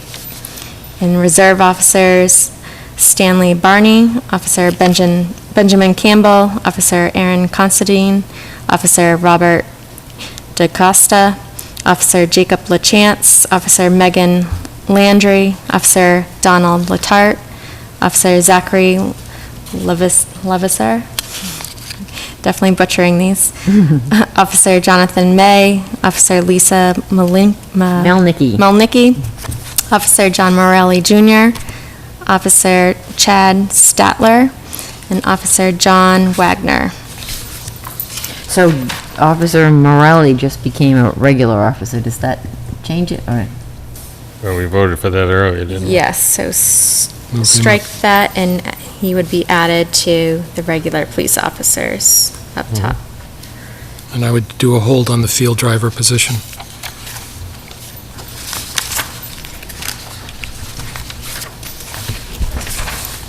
Now, do we have to read the other departments, Templeton and Shirley, or? Yes. So Shirley, list of special police officers. Acting Chief Samuel Santiago, Sergeant Peter Violette, Officer Craig LaPrade, Officer Matthew Ulano, Officer William McGinnis, Officer Joseph Barker Santiago, Officer Bethany Bonskar, Detective Olivia Seichman, Reserve Officers Ian Brown, Kyle Dodge, Mark Lafferty, Alan Rice, and Ryan Strattonese. And I don't think this is Templeton, I think it's probably Townsend. Is that- Yeah, Townsend. That's right, that's right. That's Townsend, not Templeton. And that's what you have on this. Correct. List of Townsend Police Department officers. Richard Bailey, Interim Chief, Mark Giancotti, John Johnson, Kimberly Matson, James Machand, Thaddeus Rochette, George Reedy, Mark Francis, David Phillips, James Landy, Jeffrey Giles, Michael Marchand, Nicholas Thayer, Tony Brennan, Christopher Van Boris, Austin Cody, Joseph Quinn, and Thomas Khalil. Make a motion subject to the, except for the held position, that we ratify the town manager's appointments. Second. Any discussion? All those in favor? Aye. Aye. And I would recommend that the field driver discussion go along with the animal control officer discussion. What is a field driver? I was going to ask the same thing. Field driver inspects is this the one that? I think it's cattle, right? This is, actually, I'll withdraw my hold on this one. I thought this was the barn inspection. Okay, so do we need to? I would motion to approve the field driver appointment, ratify it. Second. All those in favor? Aye. Sorry. Okay. Any other fun appointments? None. All right. So, now we are going to do the MART contract reimbursement. Tax Oh, title? nope, I'm sorry. Follow up on the discussion of tax title properties. There's a couple of memos in your package.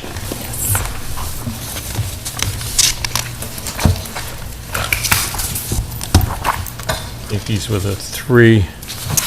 Yes, so in your package, there's follow-up responses from the Conservation Administrator about 3 properties, the Leominster Chief Assessor, about 3 properties that you had questions on that abutted Leominster's land, and a response from, inform the board of response from the DPW Director about that one parcel that he was not in favor of retaining. I drove by it afterwards. He would have had to go up a hill and down a hill to move the street, so it didn't make sense. My only comment on the comments from Leominster, so a lot of the land does abut conservation land in Leominster. The question I have is whether that's usable Leominster land that this property could eventually support, or do they have any plans for that property? There's two parcels that tie to the property we're looking at. I know it's very wet, and it's not something that we would necessarily use, but Well, if I, we also the did... Braeburn Circle one is in their Conservation Commission, right? Right. So does that, if we leave it there, doesn't that, Well, what's going to happen is that, the whole reason we're doing this is, do we want to send this out to the tax sale, and somebody's going to try to get it, or do we want to try to make it conservation right, land? okay, So I realize that you did what we asked, is to check with Leominster. Now we probably ought to check with our Conservation Commission to say, is this something we would want to get, recognizing that it would abut Leominster Conservation? I don't think we actually asked them. So you're talking about 162, 131, 3, Yes. and 162, 136, yeah? Braeburn Circle was on their list of interested properties, Oh, it the was. original list. Okay, it was. Okay. So since it's actually tied to Leominster land, which is probably recognizing its conservation, probably where the property is developed, they probably developed all the land that was really available to develop on, even with city sewer. And so I would recommend that these go to the Conservation Commission if we can get them for that purposes. And I would agree, one of the things that, if we do decide that we want to look at some type of ecotourism, having connections to other communities' conservation land is going to be important.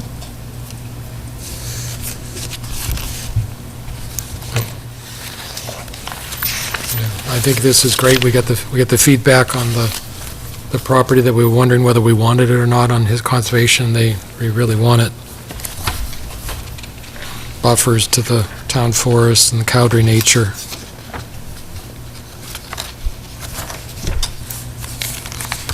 Are we taking actions on these? I was just going to ask the same question. Do we need to take any action on these, or is it? I think it was to identify these as not to be sold as part of the tax title sale. Had questions on whether or not to add them Right, right. to incorporate them in the lien. Right, so And that's- based on the comments from Conservation on, the properties that are in their email, I think it makes sense to retain them.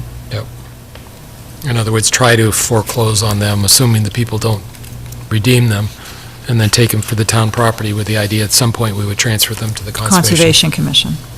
Okay.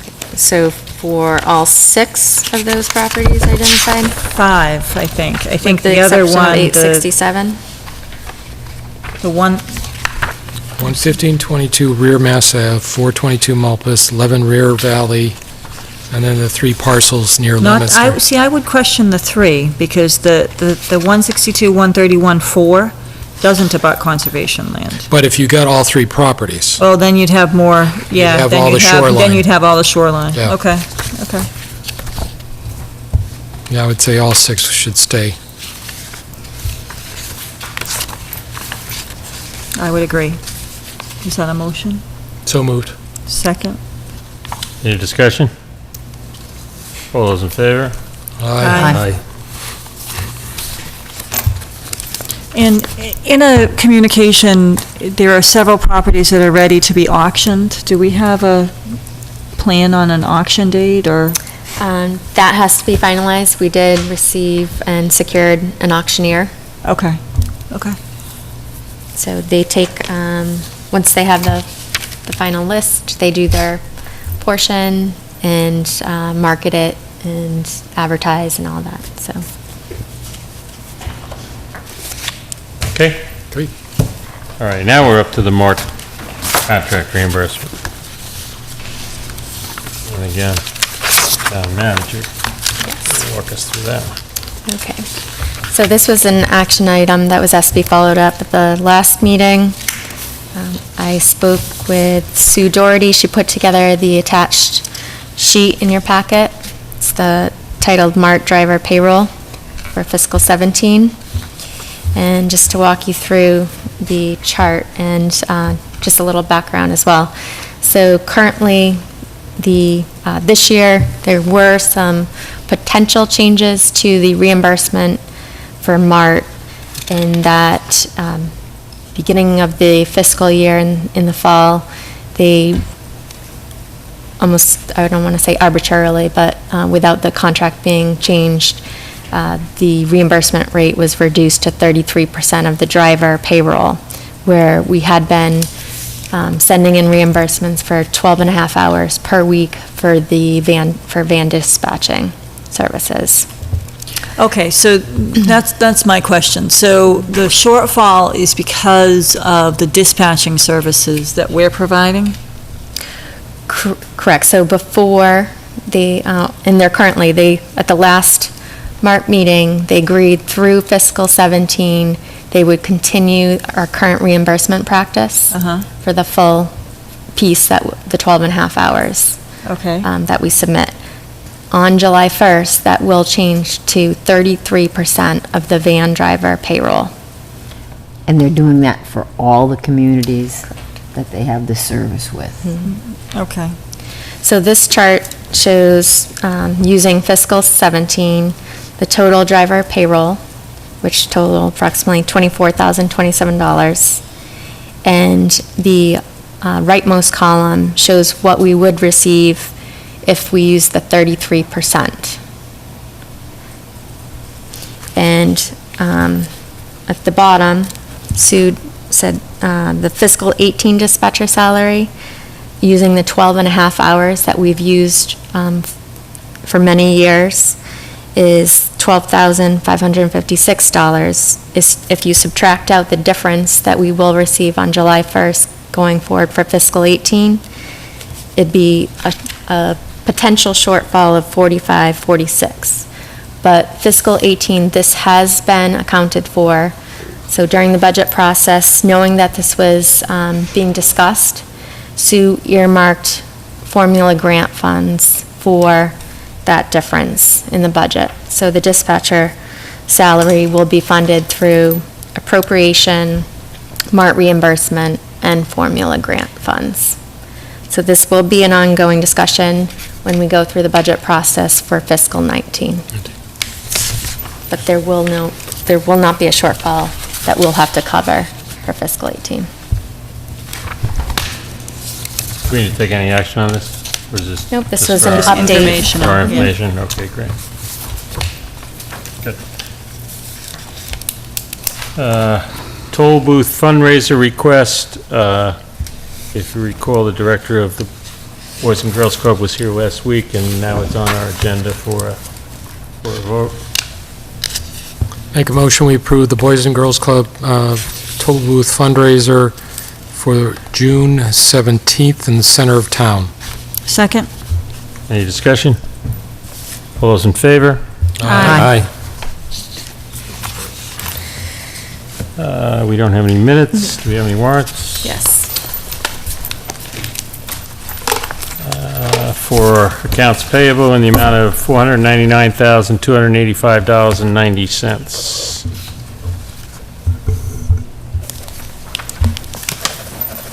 For payroll in the amount of $745,275.09.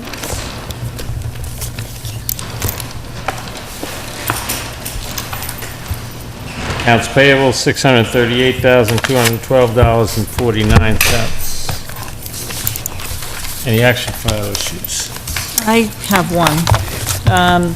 The park department that was mentioned in, or the town beach that was mentioned in the comment session at the beginning of the meeting, I wasn't aware that there were any potential changes being proposed at the beach, the town beach, and my question is, what role does this board play in that? Is that property strictly under the role of the park department? Parks Commission. Parks yes. Commission, Mhm. okay. So we do not have any jurisdiction on the town beach? No, the town manager, through the charter, has a role in the day-to-day operations. Okay, so I just would encourage the town, personally, as a citizen, I would encourage you to, keep us apprised of any changes in what's happening at the town beach, just for information purposes, because we can get that information out to citizens.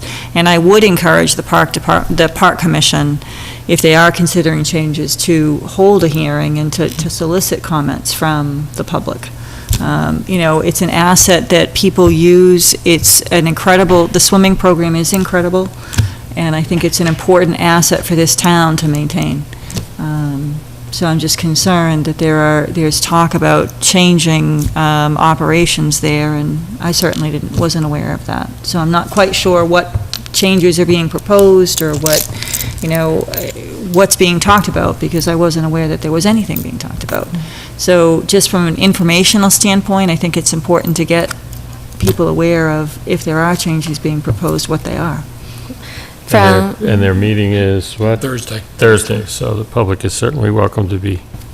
That's also the same day as the Comcast hearing, right? Right. I can tell you that I have met with the Parks Commission and towards when I first began, and they wanted a more formal procedure on the hiring process, which I helped them with.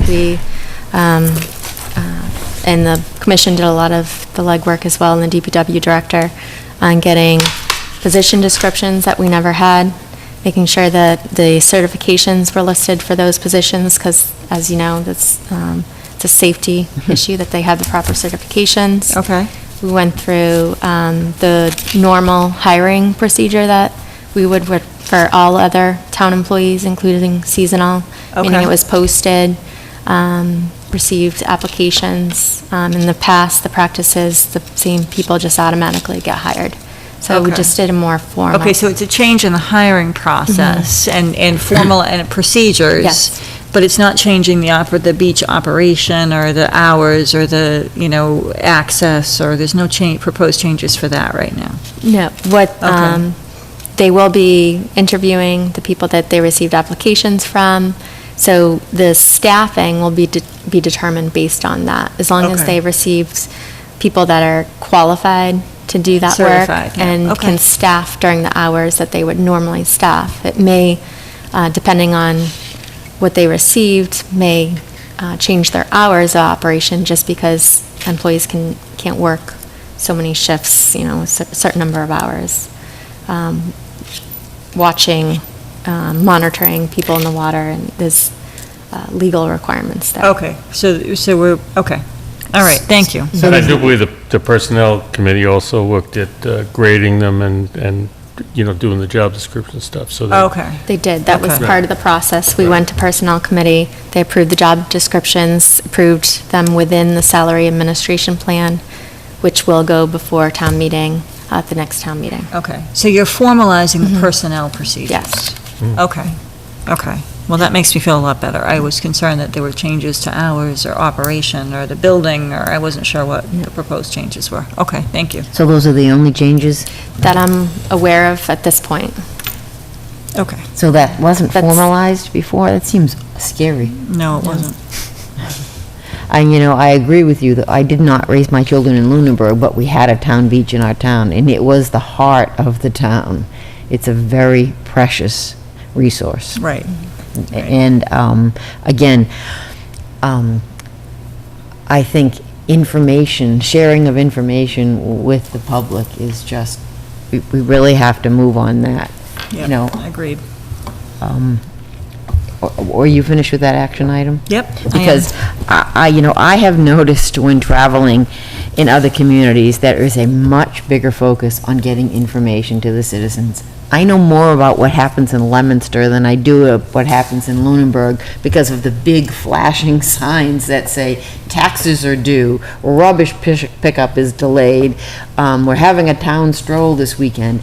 You know, I couldn't find any information about when the town vote was in town. The Ritter Building still had town meeting a couple of weeks after town meeting, and it, you know, and of course I contacted the town manager and it was taken care of, but it was, you know, we're really abysmal in sharing of information with the citizens. It's, you know, I know that we have a grant and we're gonna be working on it, but I think we should start doing anything we can now. We should figure out how we use the the sign at the high school more effectively.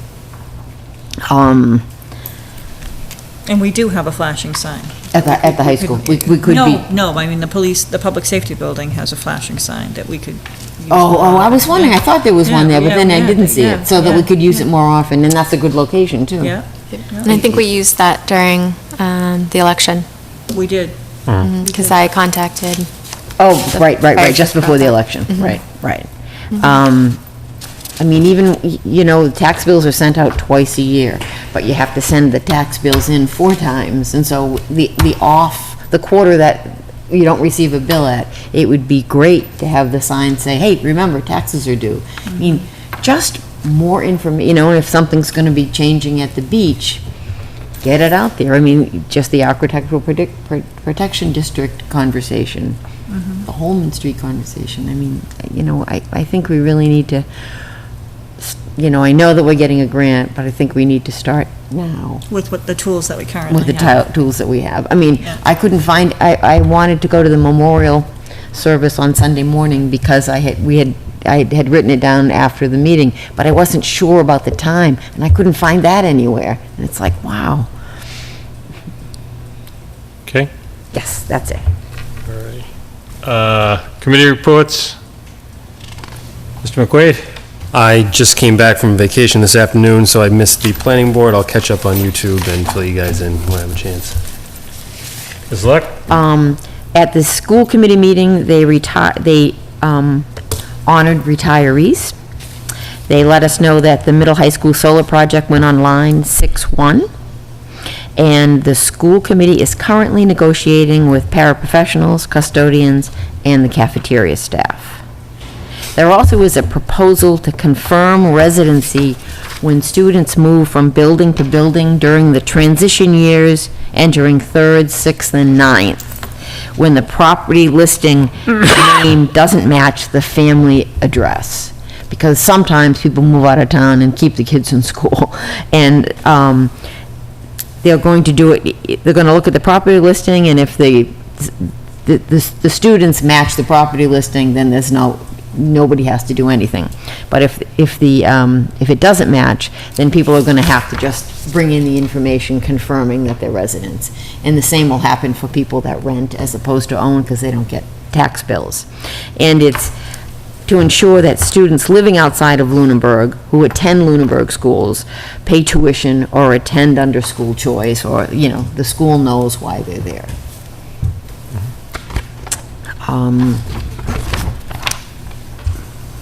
The Stormwater Task Force met on the 8th. We continued revision of the MS4 Notice of Intent. We'll finish that up at our 6/22 meeting with the DCI consultants. We've been placed on the BOS agenda for 7/18 to review this document with you all, to see what you think about it. We're waiting to hear back from the state before determining specifically how we're going to be able to use the Community Compact Grant. I attended the meeting of the Council on Aging this morning. It was the last for the fiscal year. Participation in programs was up 26% in the fiscal 17, and they felt it was mostly due to having the facility available and open on Fridays, which makes sense. The Eagle House supporters donated $9,030 to the Council on Aging this fiscal year. Awesome. Right, it's very nice. And volunteers have contributed 1,874 hours this past year. Sue went to a meeting and learned about a food stamp program grant for $12,000, which several communities are vying for. They would be a satellite for that program and have to administer a little bit of food. If the main office in Fitchburg is overcrowded, people will be able to go to the other community to get what they need, seniors and younger families as well. And it would be $12,000 to offset salaries in Lunenburg if they were able to get that. So Sue's hopefully working on that. I'm attending the Central Mass Selectmen's Associating meeting this Thursday evening because the topic is stormwater. Ms. Bertram? The Conservation Commission met on Wednesday, June 7th. There were several actions on people doing work within the buffer zone at their homes that were approved. Couple points that I think is relevant to this board and to the community. There is a car wash proposed at 380, 390, and 400 Electric Avenue. A special permit was issued for that already by the ZBA. And the commission didn't have any problems with the plan, but they did continue it until the planning board decision is issued, which is, their planning board hearing is scheduled for the 21st. The other things that I wanted to mention is 101 Pleasant Street. Apparently, the fines for that property have never been paid. And a question came up as to whether or not it was legal for the commission to put a lien on the property. And there was some discussion about whether or not that could be done based on the warrant article that passed. I left the meeting understanding that a lien had been placed, but then subsequently found out that a lien hasn't been placed. So I think this is something we need to look into as to, yep, go ahead. I can answer. That Municipal Modernization Act that was just relevant to sewer. That change in law requires you to be specific about what type of liens. So it would have to be specific to conservation. So we can include that at a special town meeting. Well, that's fine. The problem is that one of the parcels is currently for sale. So in the event that it's sold, we would not be able to recoup that money. Well, but you might be able to if you notify the treasurer or the tax collector when they do the municipal lien certificate, they could put whatever municipal charges are outstanding, even if it's not a lien against the property, it can go on the municipal lien certificate. So if we can look into doing that. Additionally, it's my understanding, based on the meeting, that the contractor that was hired for the remediation work for the town property has not been paid. So, I would ask that we investigate that. That was the understanding of the commission, and I heard again from someone else that their understanding is that the contractor who did the remediation work has not been paid. You guys will recall, this was the violation on town property. Was the violator supposed to pay the town or pay the contractor? Pay the contractor. And do we have a contract to that effect? So I'm not quite sure how that was handled, so we need to look into this. If we can look into what's happening on 101 Pleasant Street, find out if we can put it on the municipal lien certificate, at least there would be some type of notice. And this is something we need to change moving forward. It's great that we did it for the sewer, but we need to do it for other entities as well. The other thing, not necessarily to this board, but apparently there's an erosion issue at Emerald Place, and they have not come into compliance. They've not been responding to the commission, so the commission will be issuing a letter to comply, or they'll be issuing an enforcement order. And additionally, there's a property on Lancaster Ave, and they didn't say the specific address, and I actually called a member to find out, and he couldn't remember the street number, but it's something that had an existing order, and they're not complying with the vegetation that was required by the commission. So, the commission is trying to enforce the regulations and is issuing, fines if they're not followed. However, if we don't have any teeth to make sure those are paid, that's a really unfortunate situation to be in. So I think we need to address it. So certainly part of the teeth would be going to court and getting a court judgment and then putting a lien of the court judgment on. You could record it at that point, but... The problem with that is it's a legal expense. So usually you can charge the cost too, but where that goes to is my question is that, has the commission made progress on revising their regs or the bylaw? They are still working on the regulations. That didn't come up, the meeting ended fairly early, but I know they're working on them. I don't know what the final state is, though, but I will check. That might be another opportunity to put teeth into their enforcement, in that addition to the special town meeting that Heather talked about. Peterson? No report? Okay, the Finance Committee meets the 22nd of June, and Ms. Luck and I have kind of worked out an alternating liaison with Council on Aging, so we're both going to be kind of visiting them from time to time, and I'd invite everybody else. They really like the participation of the selectmen, so if anybody's got a free day or something and wants to go. And when do they meet? It's Tuesday at 9:30. Yeah. It's not a convenient time. Yeah. It's not a convenient time for Exactly. people working, yeah. Right. Town manager reports? Just one quick update, the town hall, the town hall basement, the DPW director and staff removed all the remaining paper documents from the basement last Thursday, which that was the goal to do, so that was completed. They took many truckloads of scrap metal out as well, so significant amount of work was done that day. So I want to thank the DPW, their staff, they had the assistance of firefighters as well, the staff in this building, 'cause they went through the records outside to determine whether to keep them or to dispose of them. So I want to thank all involved in helping this procedure move along. So Thank you. The next step, the DPW director has contacted disaster recovery services firms and is in the process of obtaining quotes. So as soon as those figures are known, I will keep the board abreast of and how we will pay to get the work done. All righty. Before I ask for a motion to go into executive session, I just wanted to go over our upcoming schedules. As we said, we will meet on Thursday, the 15th, for the Cable Advisory Committee and public hearing for Comcast.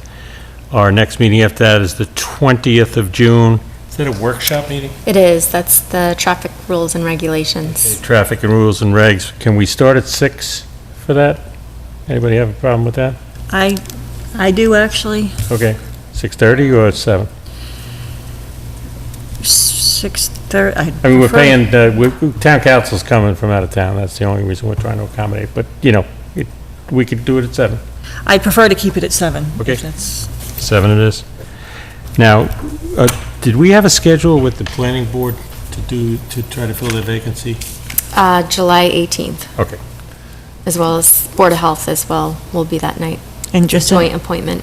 Just an So- FYI, I will send a letter to Elaine, but I will not be here. I will be on vacation that week, On July 18th? on July 18th, yeah. So are they coming to our meeting, or we're going to their meeting, the planning board?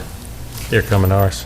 Okay. I thought we were going to their meeting. Well, they asked if we were available on their night, and I don't think we did. No, we didn't have a quorum, right. And frankly, I'd like all 5 of us to be part of that process. Right. Yeah, I will So- not be here the So 18th. I'm gonna, I'd like to work with Heather. Maybe we can do that on an alternate date. Okay. All right. I also see the need to fill the spot as quick as possible, but I'd like us all to be part of that. Then July 4th is a holiday, so our first meeting in July is the 11th, and that's a workshop as well, Workshop as well. right? Okay. So our next full-blown business meeting on TV is July 18th. Again, I'm going to take a motion to go into executive session. Is there any public comment from the public? Please.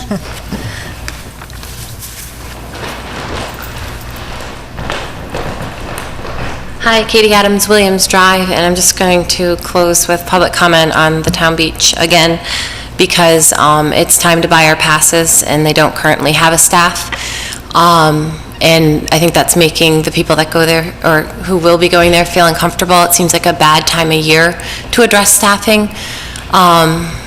And I mean, I just can't imagine that beach without Miss Nass, and I would honestly fear the day somebody like her retires from physical education, or retires from teaching dance to the kids, or would retire from doing what she does at the town beach. And I don't understand any motivation behind uprooting something that is really special to all the people that go there. So I just have to close in saying, I think residents would be heartbroken if Miss Nass isn't at our beach.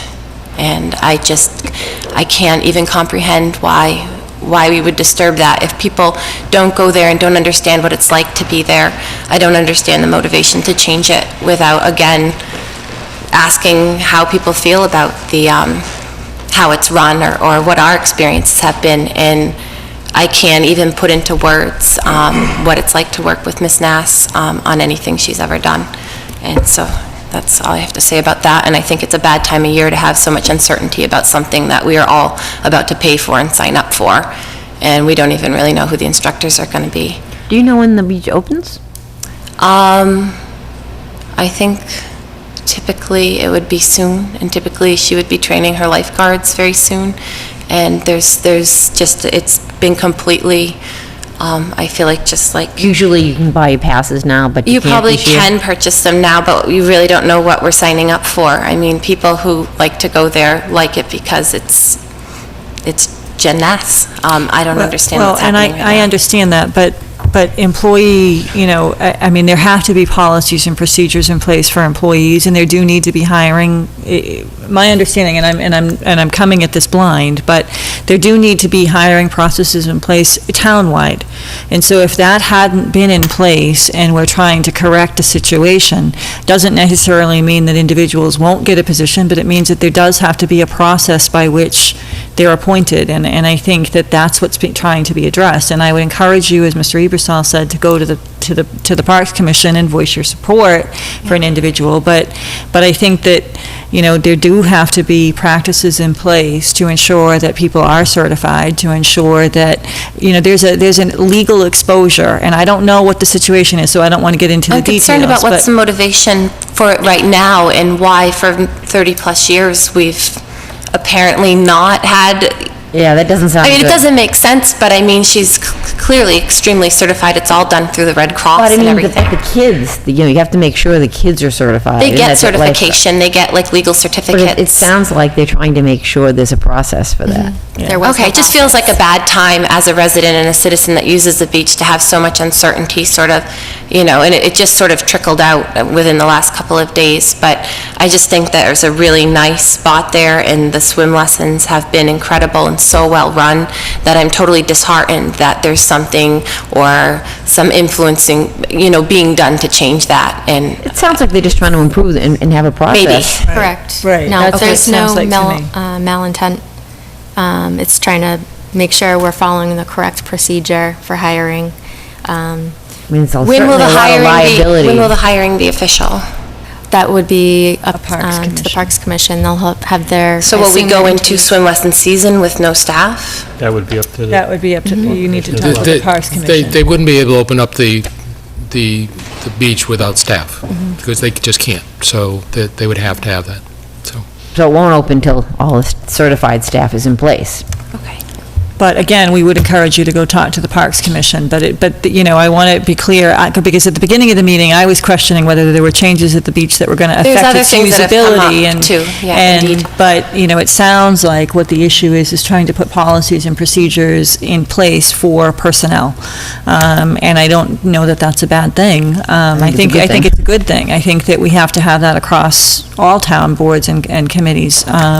So I think that, I would encourage you to go to the Parks Commission and voice your comments, and I'm sure they'll take that into consideration. But, reality is that there do have to be processes in place for everybody. Sure. Okay, thank you. Thank you. Any public comment from the board?